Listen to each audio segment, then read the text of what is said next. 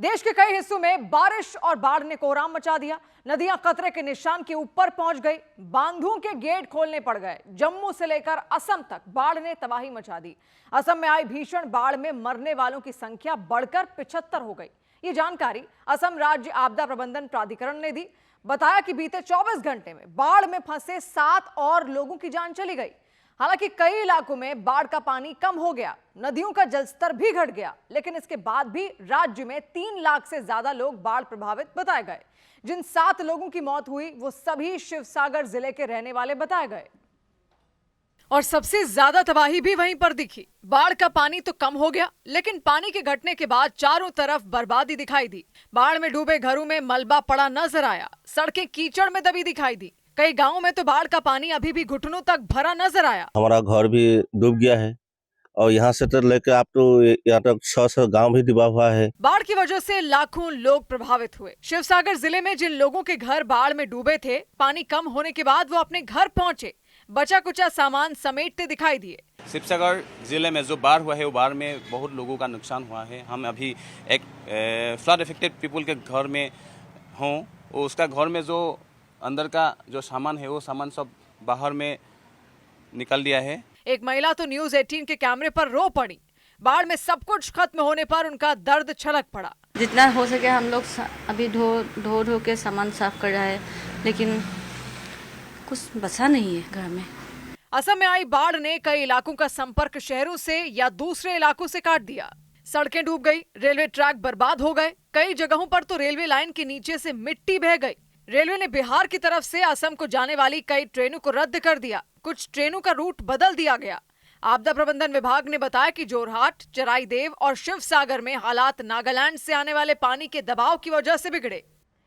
इधर अरुणाचल प्रदेश के कुरुंग कुमे जिले में अचानक आए सैलाब के बीच एक व्यक्ति फंस गए। उन्हें बचाने के लिए बड़े पैमाने पर बचाव अभियान चला गया, जिसके बाद वो सुरक्षित बाहर आ गए। लगातार बारिश की वजह से कुरुंग कुमे में बहने वाला एक बरसाती नाला उफान पर आ गया। पानी का बहाव तेज हो गया और इस दौरान एक व्यक्ति उस नाले में बीच में फंस गए। वो नाले के बीचों बीच एक बड़ी सी चट्टान पर खड़े नजर आए। वो वहां खड़े होकर मदद का इंतजार कर रहे थे। इस दौरान उनके आसपास काफी तेज रफ्तार में पानी बहता दिखाई दिया। ऐसा लगा कि अगर गलती से उनका पैर फिसल गया और वो उस नाले में गिर गए तो वो बहकर काफी दूर चले जाएंगे, लेकिन उन्होंने गिरने से खुद को संभाल लिया। थोड़ी देर के बाद उन्होंने मदद के लिए चिल्लाना शुरू कर दिया। वो जोर जोर से चिल्लाते दिखे। इसके बाद वहां लोगों की भीड़ लग गई। बचाव टीम वहां पहुंच गई, पुलिस वहां पहुंच गई। उन्होंने उस व्यक्ति को बचाने के लिए पूरी ताकत झोंक दी। वो एक रस्सी के सहारे उस व्यक्ति को बचाने में लग गए। उन्होंने नाले में ट्यूब फेंकी। वो व्यक्ति उस ट्यूब को पकड़कर किनारे तक आ गए। इसके बाद किनारे पर मौजूद लोगों ने उन्हें खींचकर पानी से बाहर निकाल लिया। उनकी रेस्क्यू ऑपरेशन में काफी देर लग गई, लेकिन गांव वालों और बचाव टीम की कड़ी मेहनत से वो व्यक्ति सही सलामत उस नाले से बाहर आ गए। इसके बाद प्रशासन ने लोगों से उफनते नालों से दूर रहने की अपील की। उधर उत्तराखंड के हरिद्वार में गंगा नदी में एक कांवड़िए के बहने से अफरा तफरी मच गई। वहां चीख पुकार मच गई। इसके बाद एसडीआरएफ के एक जवान उस कांवड़िए को बचाने के लिए नदी में कूद गए। उन्होंने कांवड़िए को सुरक्षित बाहर निकाल लिया। जानकारी के मुताबिक वो गंगा नदी में स्नान कर रहे थे, तभी अचानक वो नदी में बहने लग गए। इस दौरान घाट पर मौजूद एसडीआरएफ के एक जवान की नजर उन पर पड़ी और उन्होंने बिना कुछ सोचे समझे गंगा नदी में छलांग लगा दी। पानी के तेज बहाव की वजह से वो कांवड़िए बहते दिखाई दिए। एसडीआरएफ के जवान तैरते हुए उनका पीछा कर रहे थे। वो तेजी से तैरते हुए कांवड़िए के पास पहुंच गए, उन्हें पकड़ लिया और फिर उन्हें खींचकर किनारे तक ले आए। लेकिन जब तक वो किनारे पर नहीं पहुंचे, लोगों की सांसें अटकी रहीं। लोगों को डर लग रहा था कि कहीं वो दोनों डूब ना जाएं, लेकिन ऐसा कुछ नहीं हुआ। एसडीआरएफ के जवान उस कांवड़िए को खींचकर किनारे तक ले आए और उन्हें सुरक्षित गंगा से बाहर निकाल लिया। इस दौरान घाट पर लोगों की भारी भीड़ लगी हुई थी। उन लोगों ने एसडीआरएफ जवान की जमकर तारीफ की, उनकी बहादुरी की तारीफ की। इस घटना के बाद एसडीआरएफ के जवानों ने लोगों से अपील की कि वो केवल घाटों पर ही स्नान करें और गंगा नदी के गहरे पानी में उतरने से बचें। इधर मौसम विभाग ने जम्मू कश्मीर में अगले 3 दिन भारी बारिश और बाढ़ का अलर्ट जारी किया। जम्मू में लगातार हो रही बारिश के बीच मौसम विभाग ने अगले 3 दिनों के लिए और भारी बारिश का अलर्ट जारी कर दिया। मौसम विभाग के मुताबिक अगले 3 दिनों में बादल भी फट सकते हैं और बादल फटने से अचानक बाढ़ भी आ सकती है। ऐसे में लोगों को नदी और नालों से दूर रहने की सलाह दी गई।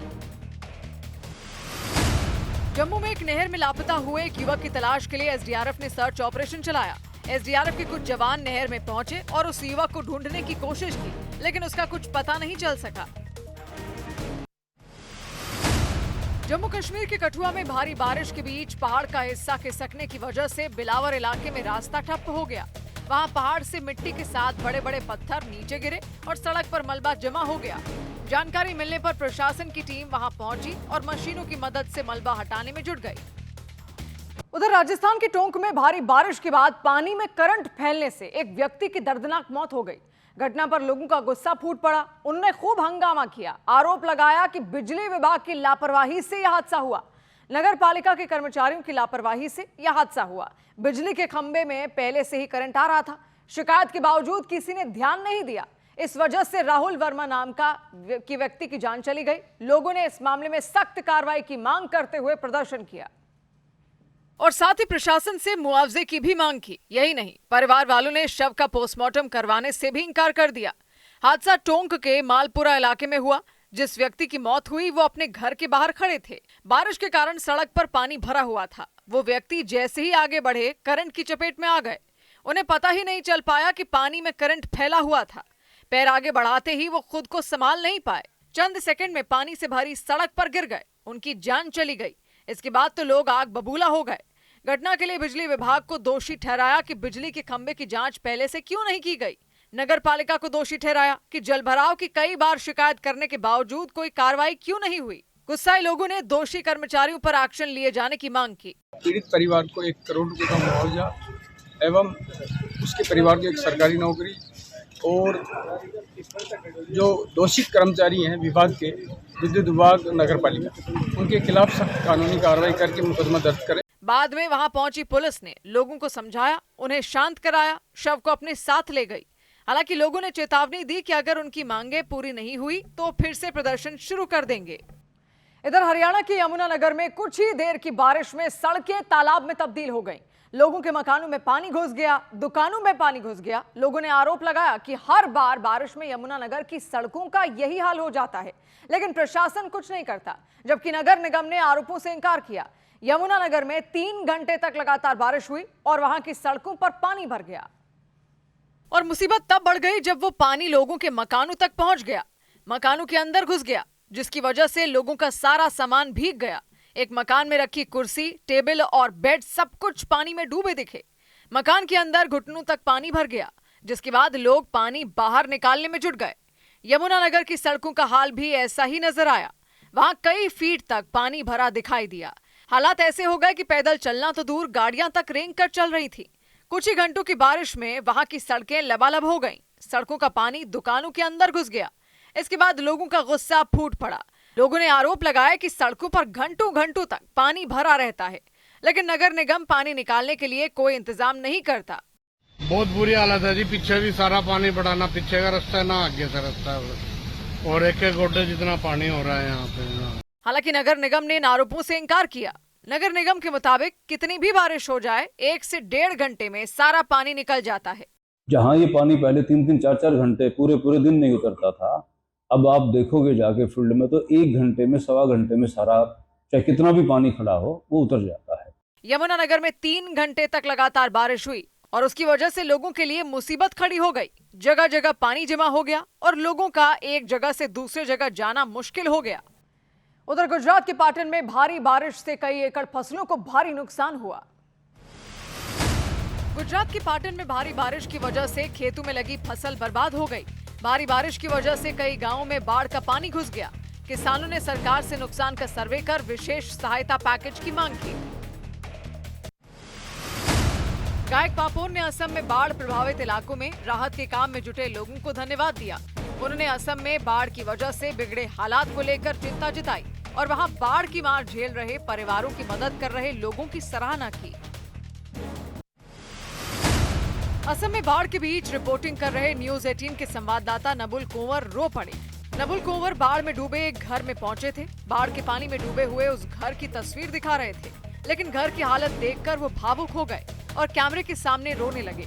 हालांकि कुछ देर में उन्होंने खुद को संभाला और वहां के हालात दिखाए।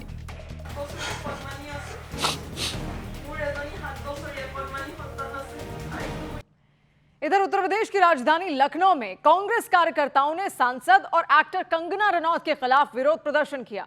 उनका पुतला फूंका। इस दौरान एक पुलिसकर्मी उस पुतले को लेकर भाग गए। प्रदर्शन कर रहे कार्यकर्ता उनके पुतले को जला रहे थे, पुतला जलाकर विरोध जता रहे थे। उन्होंने कंगना रनौत पर लड़कियों के अपमान का आरोप लगाया। नीट पेपर लीक मामले में देश भर में हुए प्रदर्शन के बाद कंगना रनौत ने जेन जी को गटर जनरेशन कह दिया था और उनके इस बयान पर कांग्रेस कार्यकर्ताओं ने नाराजगी जताई। उन्होंने बीच सड़क पर कंगना रनौत का पुतला जलाया। उस पुतले पर कंगना रनौत की तस्वीर लगी थी। कार्यकर्ताओं ने उसे आग के हवाले कर दिया। इस दौरान पुलिस वाले आग बुझाने की कोशिश करते रहे, तभी कार्यकर्ताओं से उनकी धक्का मुक्की हो गई।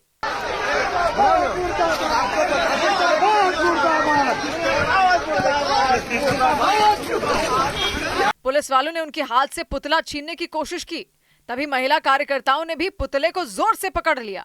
इस बीच एक पुलिसकर्मी ने झटके से पुतला छीन लिया। वो आधा जला हुआ पुतला लेकर भाग निकले। उन्होंने सड़क पर दौड़ लगा दी।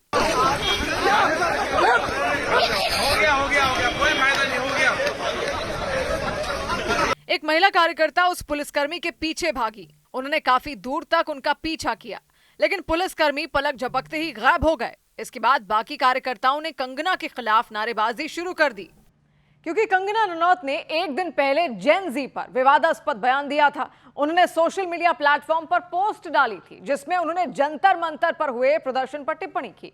कंगना रनौत ने प्रदर्शन में शामिल युवाओं को गटर जनरेशन कहा था। उनके बयान के बाद राजनीति गर्मा गई। कई लोगों ने उनके इस बयान का विरोध किया, उस पर आपत्ति जताई, क्योंकि कंगना रनौत ने जेन जी को जनरेशन गटर बता दिया। उन्होंने सोशल मीडिया प्लेटफॉर्म इंस्टाग्राम पर स्टोरी डाली थी, जिसमें उन्होंने नीट पेपर लीक मामले में हुए प्रदर्शन की आलोचना की थी। उन्होंने जंतर मंतर पर हुए प्रदर्शन के वीडियो और रील्स को गंदगी फैलाने वाला बताया। कंगना रनौत ने खासकर युवा हिंदू लड़कियों पर निशाना साधा, उनकी भाषा और उनके व्यवहार की आलोचना की। कंगना के बयान पर सीजेपी के प्रवक्ता आशुतोष रांका ने नाराजगी जताई। उन्होंने जेन जी की ताकत का हवाला देते हुए कहा कि इसी गटर जनरेशन ने शिक्षा मंत्री से इस्तीफा दिलवा दिया। आप बिल्कुल सही बोल रही हैं, हम गटर जनरेशन है, क्योंकि हमें आप लोगों ने कॉकरोच भी बोला है, लेकिन ये याद रखिएगा कि यही कॉकरोच ने गटर से निकलकर सड़क पर आकर आपके एक मंत्री का इस्तीफा दिलवा दिया। इसके अलावा कांग्रेस के कई नेताओं ने भी कंगना रनौत के बयान पर आपत्ति जताई। उनके बयान को अपमानजनक बताया। जिसका चरित्र, जिसकी भाषा, जिसकी बोल ऐसी रही हो, कोई दूसरा कमेंट करे तो समझ में आता है। लगातार हो रहे विरोध के बीच कंगना रनौत ने सोशल मीडिया पर एक वीडियो डाला। उसमें उन्होंने साफ कहा कि कुछ प्रदर्शनकारियों का व्यवहार गटर छाप था। इस व्यवहार को बर्दाश्त नहीं किया जाएगा। उन्होंने प्रदर्शन के दौरान प्रधानमंत्री के खिलाफ इस्तेमाल की गई भाषा पर भी आपत्ति जताई। उधर लोकसभा में पेपर लीक से जुड़े लोक परीक्षा संशोधन विधेयक पर चर्चा के दौरान खूब हंगामा हुआ। नेता प्रतिपक्ष राहुल गांधी ने 20 जुलाई को छात्रों के प्रदर्शन के दौरान पैलेट गन से गोली चलवाने को लेकर गृह मंत्री पर हमला बोला। उन्होंने दावा कर दिया कि गृह मंत्री के आदेश पर ही छात्रों पर गोली चली थी। उनके इस दावे पर सदन में हंगामा हो गया। सत्ता पक्ष के सांसद भड़क गए। उन्होंने बिना सबूत के आरोप लगाने पर राहुल गांधी से माफी की मांग शुरू कर दी। केंद्रीय मंत्री जितेंद्र सिंह ने राहुल के आरोपों पर जवाब दिया और ये दावा किया कि 20 जुलाई को गोली चली ही नहीं थी। लेकिन इससे पहले नेता प्रतिपक्ष राहुल गांधी ने गृह मंत्री पर हमला बोला, उन्हें डरा हुआ बताया। दावा किया कि छात्रों पर गृह मंत्री के आदेश पर ही गोली चलाई गई थी। Sir, the Home Minister authorized the shooting of our students, sir. He put pellets into the blood of our students. He ordered the students of India to be shot. 24 जुलाई को राहुल गांधी ने एक प्रेस कॉन्फ्रेंस की साहिल नाम के लड़के के साथ। दावा किया कि साहिल छात्रों के आंदोलन में शामिल थे। संसद मार्च के दौरान छात्रों पर पैलेट गन से हमला किया गया। उसी हमले में वो घायल हो गए। उसी मुद्दे को राहुल गांधी ने संसद में भी उठाया। सरकार को घेरने की कोशिश की। हंगामा हुआ। सत्ता पक्ष के सांसदों ने राहुल गांधी से माफी की मांग की। केंद्रीय मंत्री जितेंद्र सिंह ने सदन को बताया कि प्रदर्शनकारियों पर गोली चलाने का आदेश मजिस्ट्रेट देता है, न कि कोई मंत्री। गोली चली ही नहीं, अश्रु गैस, टीयर गैस का इस्तेमाल हुआ, लेकिन जब गोली चली ही नहीं तो आदेश देने का सवाल ही नहीं पैदा होता। और आदेश देने का अधिकार मजिस्ट्रेट के पास रहता है, मंत्री के पास नहीं। सदन में आरोप लगाने से पहले राहुल गांधी ने गृह मंत्री को चिट्ठी लिखकर छात्रों पर हुए लाठीचार्ज के मुद्दे पर जवाब मांगा था, लेकिन उनके दावों पर लोकसभा के अंदर हंगामा खड़ा हो गया। और इस हंगामे के बीच लोकसभा में से anti paper leak bill pass हो गया। विपक्ष के हंगामे के बीच एंटी पेपर लीक संशोधन बिल लोकसभा से पास हो गया। अब इस बिल को राज्यसभा में पेश किया जाएगा। नए बिल में पेपर लीक का दोष साबित होने पर 10 साल की जेल और 10 करोड़ रुपए तक के जुर्माने का प्रावधान है। राज्यसभा से राष्ट्रीय सम्मान के अपमान की रोकथाम का संशोधन बिल पास कर दिया गया। इस संशोधन के तहत राष्ट्रगीत वंदे मातरम को कानूनी संरक्षण मिलेगा और इसका अपमान करने पर 3 साल की सजा और जुर्माने का प्रावधान है। समाजवादी पार्टी के सांसदों ने संसद भवन में राम मंदिर में हुई दान चोरी के मुद्दे पर प्रदर्शन किया। अखिलेश यादव और डिम्पल यादव दान पेटी लेकर संसद भवन पहुंचे। उन लोगों ने वहां घूम कर लोगों से चंदा मांगा। इधर उत्तर प्रदेश के कानपुर में एक महिला पर अपने पति, सास और ससुर को चाय में धीमा जहर देने का आरोप लगा। महिला के पति ने दावा किया कि उनकी पत्नी ने उन्हें और उनके माता पिता को मारने की साजिश रची।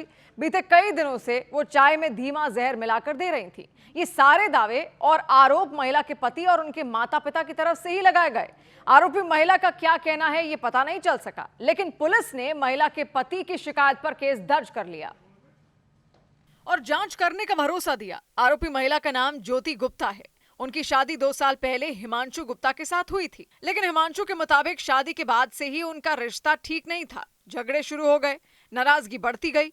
हिमांशु ने दावा किया कि बीते कुछ दिनों से उनके माता पिता की तबीयत बिगड़ने लगी। उन्हें खून की उल्टियां तक हुई। हिमांशु ने बताया कि उनकी भी तबीयत खराब हो गई। इसके बाद शक हुआ तो उन्होंने घर में सीसीटीवी कैमरे लगवा दिए। हिमांशु ने दावा किया कि ज्योति हर रोज उन्हें उनके माता पिता को चाय में जहरीला पदार्थ मिलाकर देती थी। सबूत के तौर पर हिमांशु ने सीसीटीवी वीडियो की रिकॉर्डिंग पुलिस को सौंपी, जिसमें चाय बनाते वक्त ज्योति कागज की पुड़िया से कुछ निकालकर मिलाती दिखी। उसमें ये बहुत बार कभी हाथ से, कभी पुड़िया से, कभी ब्लाउज से निकाल के बहुत बार मिलाते हुए दिखी। तो फिर हमने इनको पकड़ा, इनकी फैमिली को बुला के बताया। पुलिस ने सभी वीडियो को जांच के लिए लैब भेज दिया। भरोसा दिया कि जांच के बाद कानून के मुताबिक कार्रवाई की जाएगी। सुसंगत धाराओं में अभियोग पंजीकृत किया गया है, विवेचना की जा रही है। जो भी तथ्य आएंगे उसके अनुसार विधिक कार्रवाई की जाएगी। हालांकि ससुराल पक्ष के लोगों को जहर देने के आरोपों पर ज्योति गुप्ता का क्या कहना है ये पता नहीं चल सका। उधर दिल्ली के नजदीक यूपी के गाजियाबाद में खाद्य सुरक्षा विभाग ने सोया चाप बनाने वाली एक फैक्ट्री पर छापा मारा और 2 क्विंटल चाप को नष्ट कर दिया। खाद्य विभाग को वहां गंदगी के बीच सोया चाप बनाए जाने की शिकायत मिली थी। सोया चाप की ये फैक्ट्री शालीमार गार्डन थाना इलाके के गणेशपुरी में चलाई जा रही थी, और वो भी बेहद गंदगी के बीच। वहां इतनी ज्यादा गंदगी थी कि खाद्य सुरक्षा विभाग के अधिकारियों के भी होश उड़ गए। फैक्ट्री में चारों तरफ कचरा फैला दिखाई दिया। नीले ड्रमों में भरकर सोया चाप रखे गए थे। सोया चाप बनाने के लिए कच्चा माल भी गंदगी के बीच ही रखा गया था। खाद्य विभाग ने वहां रखा करीब 200 किलो सोया चाप जब्त कर लिया। फैक्ट्री से बाहर निकलवाया और मिट्टी खोदने वाली मशीन बुलाकर नष्ट करा दिया। वहां पे 2 कुंटल कुल सोया चाप पाया गया, जो अस्वच्छकर या गंदी परिस्थितियों में बन रहा था, मानक के अनुरूप नहीं था, इसलिए उसको नष्ट करा दिया गया है और आगे विधिक कार्रवाई जारी रहेगी। खाद्य विभाग के अधिकारी ने बताया कि खाने पीने का सामान बनाने के लिए जो भी मानक तय किए गए थे, उनका उस फैक्ट्री में उल्लंघन किया गया। फैक्ट्री का लाइसेंस भी करीब 1 महीने पहले खत्म हो चुका था। हालांकि नए लाइसेंस के लिए आवेदन किया गया था। खाद्य विभाग ने बताया कि उस फैक्ट्री में सोया चाप बनाने के लिए मैदे का इस्तेमाल हो रहा था। इधर कोयला घोटाला मामले में पूर्व पीएम मनमोहन सिंह के खिलाफ केस को सुप्रीम कोर्ट ने खत्म कर दिया। सुप्रीम कोर्ट ने कोयला ब्लॉक आवंटन घोटाला केस में पूर्व प्रधानमंत्री मनमोहन सिंह को क्लीन चिट दे दी और सीबीआई की क्लोजर रिपोर्ट मंजूर कर ली। कोर्ट ने ट्रायल कोर्ट के उस आदेश को भी रद्द कर दिया जिसमें सीबीआई की क्लोजर रिपोर्ट को खारिज कर मनमोहन सिंह के खिलाफ समन्स जारी किए गए थे। झारखंड के धनबाद में ईडी की टीम ने अवैध कोल खनन से जुड़े माफिया के ठिकानों पर छापेमारी की। ईडी के अधिकारियों ने जांच के दौरान 161 करोड़ की संपत्ति जब्त करने का दावा किया। ईडी के मुताबिक आरोपी कोयले के अवैध खनन से हुई कमाई को दूसरे राज्यों में होटल के कारोबार में निवेश करने में जुटे थे। सुप्रीम कोर्ट ने महाप्रभु जगन्नाथ फिल्म की रिलीज पर रोक लगाने से इनकार कर दिया।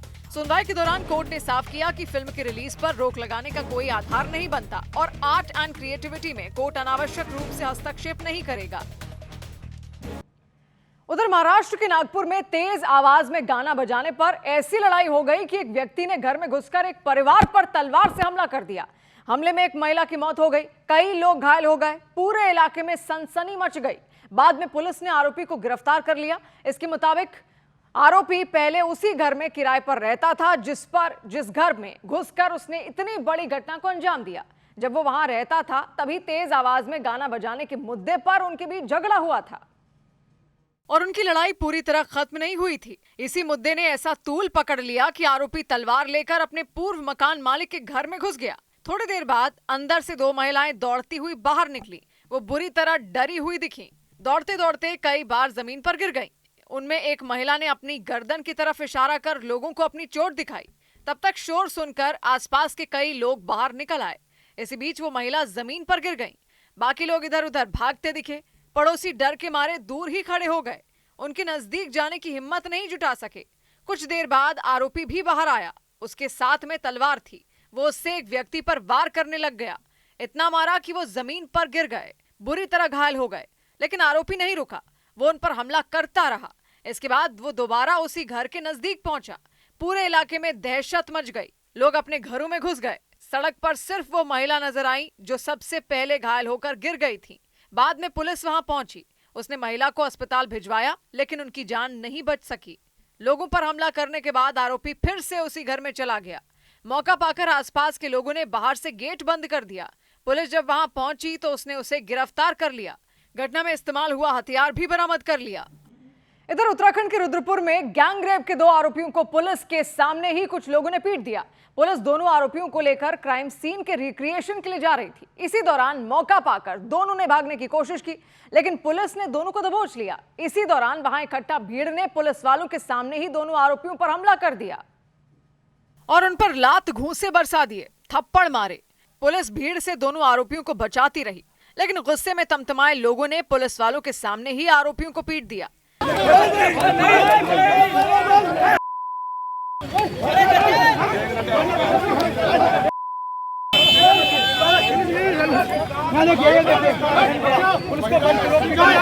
हालांकि कुछ लोग दोनों आरोपियों को भीड़ से बचाते दिखे, हमला कर रहे लोगों को दूर हटाते दिखे।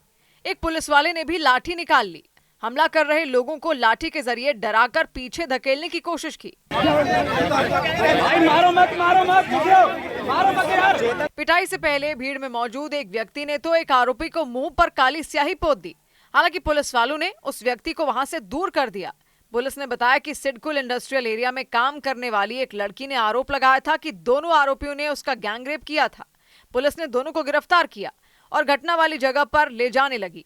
इसी दौरान उन्होंने भागने की कोशिश की। जो रेप के आरोपी थे उनको पुलिस क्राइम सीन करने के लिए ले जा रही थी। इस दौरान वो भाग रहे थे और पुलिस ने उन्हें पकड़ लिया है।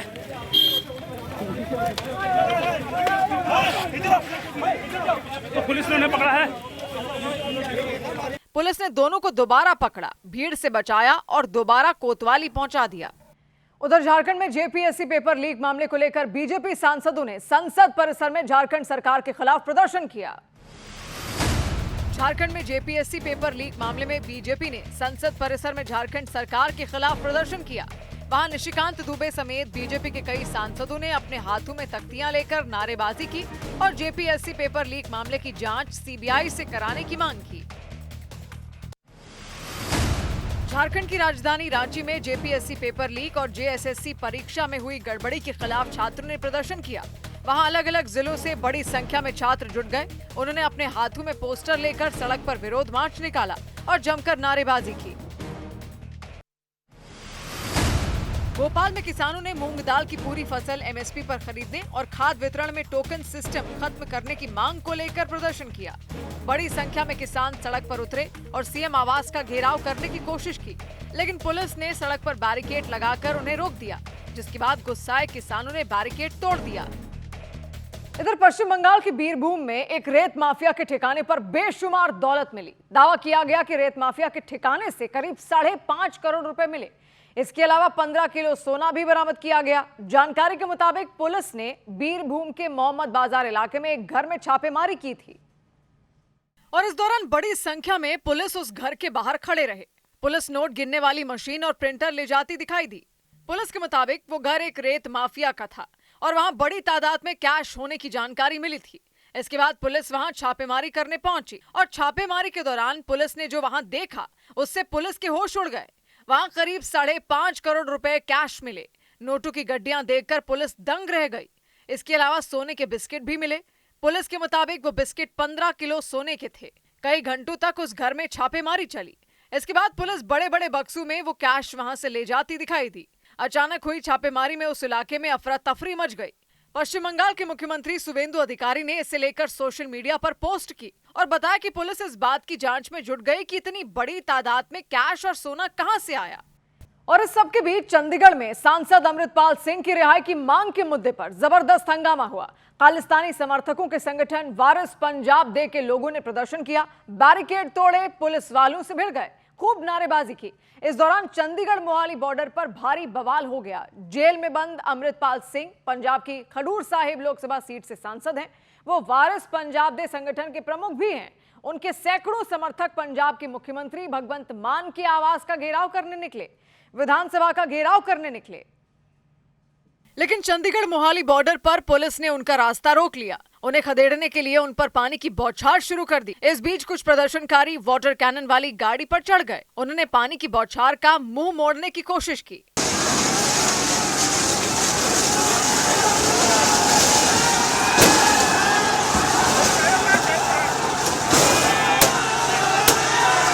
हालांकि ये करना बहुत मुश्किल था। उन लोगों ने पूरी ताकत लगा दी ताकि पानी की बौछार प्रदर्शनकारियों पर ना पड़ सके, दूसरी तरफ जाए खाली जगह पर। देखते ही देखते कई प्रदर्शनकारी उस गाड़ी पर चढ़ गए। पुलिस वालों ने उन्हें उतरने का निर्देश दिया, लेकिन वो माने नहीं। सांसद अमृतपाल सिंह को जेल से तुरंत रिहा किए जाने की मांग करते रहे। इससे पहले पुलिस ने अचानक उन पर पानी की बौछार शुरू कर दी।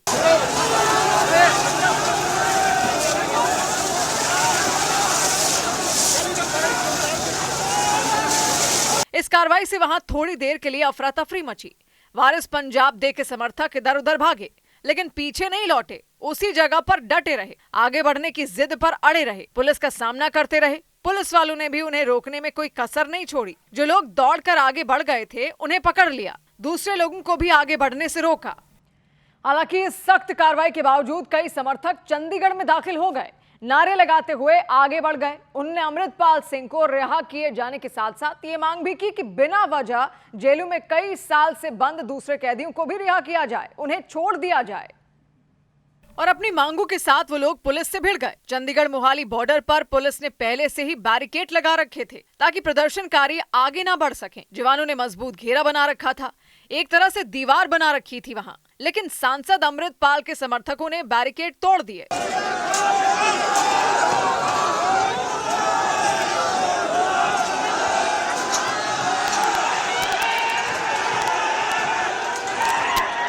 इसके बाद तो वहां के हालात पूरी तरह बिगड़ गए। चारों तरफ अफरा तफरी का माहौल बन गया। पुलिस आगे बढ़ चुके एक एक प्रदर्शनकारी को पकड़ने में जुट गई, जबकि वो लोग तेजी से भागने लग गए। प्रदर्शनकारियों के मुताबिक वो लंबे वक्त से अमृतपाल सिंह को रिहा करने की मांग कर रहे हैं, लेकिन राज्य सरकार ने उनकी मांगों पर ध्यान नहीं दिया। इसीलिए वो अब आर पार की लड़ाई लड़ेंगे। हमेशा ही मांग रही है पंजाब दी कि उन्होंने बिना शर्त रिहा किया जाए, क्योंकि पंजाब ही नहीं पूरी दुनिया देख रही है कि पंजाब दे विच कितना तशद्दुद हो रहा, धक्का हो रहा। प्रदर्शनकारियों के चंडीगढ़ में घुसने के बाद पुलिस ने पूरे शहर में अतिरिक्त जवानों की तैनाती कर दी। कई सड़कों को एहतियातन बंद कर दिया गया, चारों तरफ निगरानी बढ़ा दी गई। वारिस पंजाब डे के प्रमुख हैं अमृतपाल सिंह, असम की डिब्रूगढ़ जेल में बंद हैं। उन पर एनएसए समेत कई गंभीर धाराओं में केस दर्ज किया गया था। एनएसए उन लोगों पर लगाया जाता है जो राष्ट्रीय सुरक्षा के लिए खतरा माने जाते हैं। अमृतपाल सिंह को 23 अप्रैल 2023 को गिरफ्तार कर जेल भेज दिया गया था। हालांकि जेल में रहते हुए ही उन्होंने 2024 के लोकसभा चुनाव में हिस्सा लिया था और पंजाब की खडूर साहिब सीट से चुनाव जीत भी लिया था। इधर हिमाचल प्रदेश के कांगड़ा में एक मरीज और मेडिकल कॉलेज के अस्पताल के कर्मचारी के बीच हाथापाई हो गई। दोनों ने एक दूसरे की जमकर पिटाई कर दी, जिसकी वजह से अस्पताल में हंगामा खड़ा हो गया। बाद में अस्पताल प्रशासन ने इस मामले की जांच के आदेश दे दिए। जानकारी के मुताबिक एक महिला अस्पताल के काउंटर पर गई थी। उनकी काउंटर पर बैठे कर्मचारी से किसी बात पर बहस हो गई और इसके बाद उन्होंने कर्मचारी को जोर से थप्पड़ मार दिया। कर्मचारी ने भी जवाब देने में देरी नहीं की, उन्होंने भी महिला को थप्पड़ जड़ दिया। इसके बाद तो मामला और बढ़ गया। महिला ने दोबारा उन्हें मारने की कोशिश की। इस बार कर्मचारी ने महिला के दोनों हाथ पकड़ लिए उन्हें धक्का देना शुरू कर दिया, लेकिन महिला के सिर पर तो जैसे भूत सवार हो गया। उन्होंने कर्मचारी का गला दबाने की कोशिश की। इस बात पर कर्मचारी को भी गुस्सा आ गया। उन्होंने महिला को जोर से धक्का मार दिया। इसके बाद कई लोग बीच बचाव करने आ गए। उन्होंने महिला को पकड़ लिया, उन्हें वहां से हटाने की कोशिश की, लेकिन वो महिला वहां से हटने को बिल्कुल तैयार नहीं थी। वो वहीं खड़ी रही। इसके बाद कुछ लोगों ने जबरदस्ती उन्हें वहां से हटाया। छोड़ दो, छुड़वाओ जबरदस्ती। और सिक्योरिटी वाले को बुलाओ, कोई बाहर ही खींच लो इनको। ये लेडीज अंदर जाके मारने पड़ गई थी। यहाँ इमरजेंसी में वहां भर्ती दूसरे मरीज घबरा गए। इसके बाद अस्पताल प्रशासन ने इस मामले की जांच के आदेश दे दिए ताकि पता लगाया जा सके कि उन दोनों के बीच मारपीट किस बात पर शुरू हुई और किसकी गलती की वजह से ये पूरा हंगामा खड़ा हुआ। उधर स्कॉटलैंड के ग्लासगो में हो रहे कॉमनवेल्थ गेम्स में वेटलिफ्टिंग और 10,000 मीटर दौड़ में भारत को मेडल मिले। ग्लासगो कॉमनवेल्थ गेम्स में महिला वेटलिफ्टर हरजिंदर कौर ने सिल्वर मेडल पर कब्जा किया। वहीं गुलबीर सिंह ने 10,000 मीटर की रेस में दूसरा स्थान हासिल कर सिल्वर मेडल अपने नाम किया। आईसीसी की ताजा रैंकिंग में शुभमन गिल वनडे क्रिकेट में दुनिया के नंबर 1 बल्लेबाज बन गए। उन्होंने इंग्लैंड के बल्लेबाज डेरिल मिचेल को पहले पायदान से दूसरे पायदान पर धकेल दिया।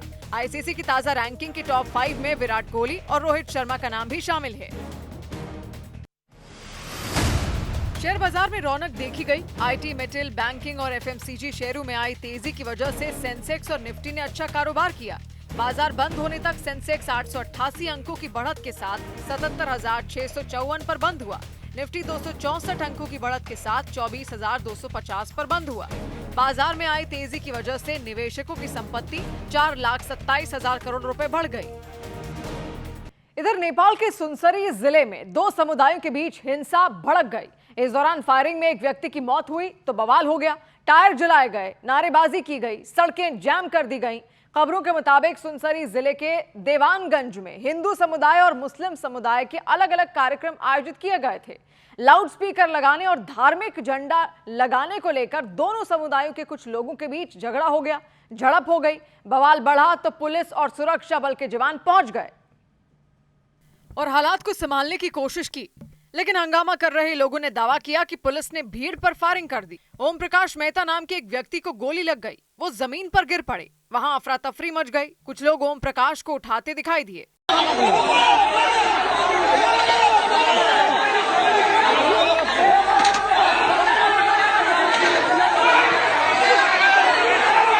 बाद में अस्पताल में ओम प्रकाश मेहता की मौत हो गई। चश्मदीदों ने बताया कि फायरिंग के दौरान कम से कम 22 लोग घायल भी हो गए। पुलिस और सुरक्षा बल की सख्ती दिखाते ही भीड़ तितर-बितर हो गई, लेकिन लोगों का गुस्सा शांत नहीं हुआ। अगले दिन लोगों ने सड़क जाम करने की कोशिश की, सड़क पर झाड़ियां काट कर रख दी। नेपाल पुलिस और सुरक्षा बल ने 5 इलाकों में कर्फ्यू लगा दिया। देवानगञ्ज र हरिनगर एरियामा सम्पूर्ण एरियामा निषेधाज्ञा जारी भएको र 5वटा क्षेत्रमा चाहिँ 7 बजेदेखि अर्को आदेश नभएसम्मको लागि। नेपाल पुलिस की तरफ से फायरिंग के बाद लोग गुस्से में दिखाई दिए। मैले अघि नै भनिसकेँ, यो गोली चलाउनु पर्ने कुनै पनि कन्डिसन होइन। आजको कन्डिसन हेर्दाखेरि किन गोली चलाउनु पर्ने कन्डिसन विभिन्न हुन्छ। त्यो पनि के हुन्छ भने यसरी अन्धाधुन्ध गोली चलाउने कुरा भनेको चाहिँ के हुन्छ भने माथिबाट अनुमति लिएर। नेपाल में ये बवाल जिस जगह हुआ वो भारत की सीमा से बिल्कुल नजदीक है। बिहार के सुपौल जिले की सीमा वहां लगती है। नेपाल में भड़की हिंसा के बाद भारत की सीमा में पहरा बढ़ा दिया गया। अभी इधर सामान्य है जी, और उधर की जो स्थिति है, नेपाल तरफ की स्थिति है, वो कल से थोड़ा कॉमनल उधर हुआ है, समस्या है। भारत की सीमा से नेपाल की तरफ जाने पर अस्थायी तौर पर रोक लगा दी गई। सुपौल के साथ ही अररिया जिले में भी नेपाल से लगने वाली सीमा पर पहरा कड़ा कर दिया गया। पुलिस के साथ वहां सुरक्षा बल के जवान सख्त पहरा देते दिखे। उधर अमेरिका के कैलिफोर्निया में समंदर की खौफनाक लहरों में फंसे एक बच्चे की जान बचाने वाले को डोनाल्ड ट्रंप ने सम्मानित करने की घोषणा कर दी। उसे अमेरिका में नागरिकों को दिया जाने वाला सबसे बड़ा अवार्ड देने का ऐलान कर दिया। उसके परिवार को व्हाइट हाउस में बुलाने की बात कही।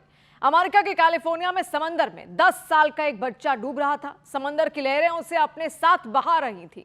वो चिल्लाता रहा, हाथ पैर मारता रहा, बचने की कोशिश करता रहा। समंदर किनारे भीड़ लग गई, लोग उसे बचाने की कोशिश करने लग गए और तभी एक लाइफ गार्ड उस बच्चे को बचाने पहुंच गए। उन्होंने बच्चे को मजबूती से पकड़ लिया और उसे बाहर खींचने लगे, लेकिन समंदर की खौफनाक लहरें उसे अपनी ओर खींचती रहीं। ऐसा लग रहा था मानो वो उसे बाहर ले जाने पर आमादा हो। इससे पहले कि लाइफ गार्ड उसे बाहर निकाल पाते, लहरों ने भयावह रूप ले लिया। लाइफ गार्ड और बच्चा दोनों लहरों में समा गए। कुछ देर के लिए ऐसा लगा मानो लहरें उन्हें अपने साथ ले गई हों। हालांकि कुछ ही सेकंड बाद दोनों फिर नजर आए। तभी किनारे पर खड़े कुछ लोग भी उनकी मदद के लिए दौड़ पड़े। वो उन्हें घसीटकर समंदर से बाहर लाने की कोशिश में जुट गए। लाइफ गार्ड ने भी उस बच्चे का साथ नहीं छोड़ा। वो उसे लगातार खींचते रहे। उन्होंने उसे बचाने में पूरी ताकत झोंक दी। तभी दोबारा कई फीट ऊंची एक लहर आई जिसने उन्हें पूरी तरह ढक लिया। सभी लोग समंदर में समाने लगे। बच्चा भी गोते खाने लगा। काफी देर तक यही सिलसिला चलता रहा। इसके बाद कुछ और लोग उनकी मदद के लिए आगे आए। आखिरकार सभी की कोशिश रंग लाई और उन्होंने उस बच्चे को सुरक्षित बाहर निकाल लिया। उसकी जान बच गई। इधर इजरायल ने दक्षिणी लेबनान में हिजबुल्लाह के अंडरग्राउंड कमांड सेंटर को तबाह करने का दावा किया। इजरायल की सेना ने दक्षिण लेबनान में हिजबुल्लाह के अंडरग्राउंड कमांड सेंटर को नष्ट करने का दावा किया। इजरायल की सेना के मुताबिक हमले के दौरान हिजबुल्लाह के हथियारों की फैक्ट्री और हथियारों के गोदाम पर भी हवाई हमले किए गए। इस हमले में हिजबुल्लाह को भारी नुकसान होने का दावा किया गया। उत्तराखंड के रुद्रप्रयाग में कार पर भारी भरकम पत्थर गिरने की वजह से उसमें सवार युवक घायल हो गया। अगस्त्य मुनि इलाके से वो युवक अपनी कार लेकर गुजर रहा था। तभी पहाड़ से वो बड़ा पत्थर उसकी कार के ऊपर गिर गया और कार पत्थर के नीचे दब गई। महाराष्ट्र के अहिल्यानगर में 3 साल के एक बच्चे पर एक आवारा कुत्ते ने खौफनाक तरीके से हमला कर दिया। वो बच्चा अपने घर के बाहर खेल रहा था, तभी कुत्ते ने उस पर झपट्टा मार दिया। वहाँ वो बच्चा काफी देर तक संघर्ष करते हुए दर्द से छटपटाता रहा, लेकिन कुत्ते ने अपने जबड़े में उसे जकड़े रखा। कुछ देर बाद चीख पुकार सुनकर एक महिला ने उस बच्चे को बचाया।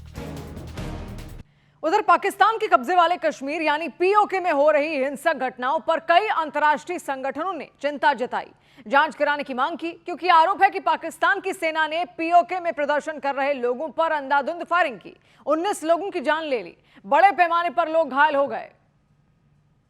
और ये सब तब हुआ जब पीओके में विधानसभा चुनाव के लिए मतदान चल रहा था। इसी दौरान प्रदर्शन कर रहे लोगों और पाकिस्तान की सेना के बीच झड़प हो गई थी। आरोप है कि प्रदर्शनकारियों को खदेड़ने के लिए पाकिस्तान के सैनिकों ने सरेआम गोलियां बरसा दी थी। निशाना साधकर कई लोगों को मौत की नींद सुला दी थी।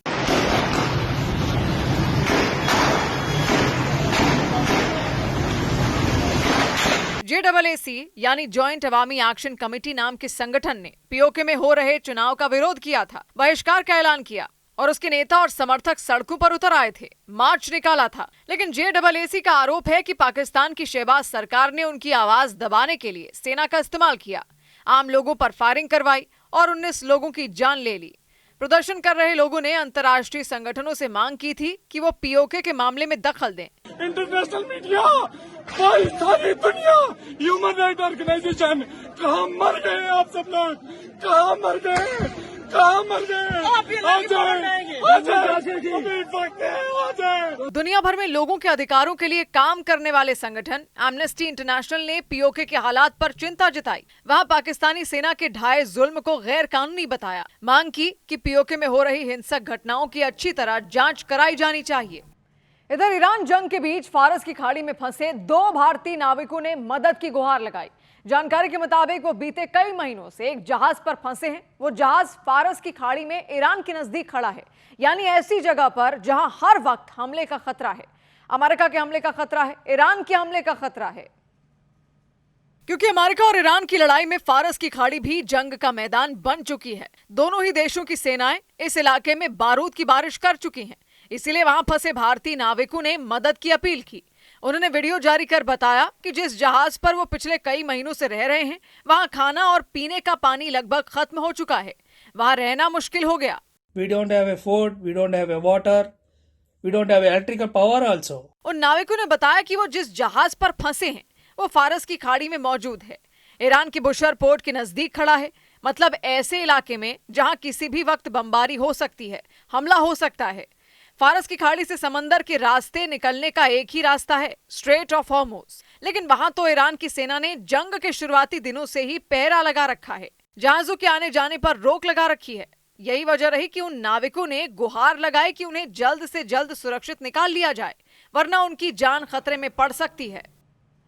उधर कतर के टीवी चैनल अल जजीरा ने रिपोर्ट दी कि अमेरिका और सऊदी अरब ने मिलकर इराक में जबरदस्त एयर स्ट्राइक कर दी। ईरान की पड़ोसी इराक को बुरी तरह दहला दिया। ये रिपोर्ट बताती है कि इराक में पीएमएफ नाम के संगठन को निशाना बनाया गया।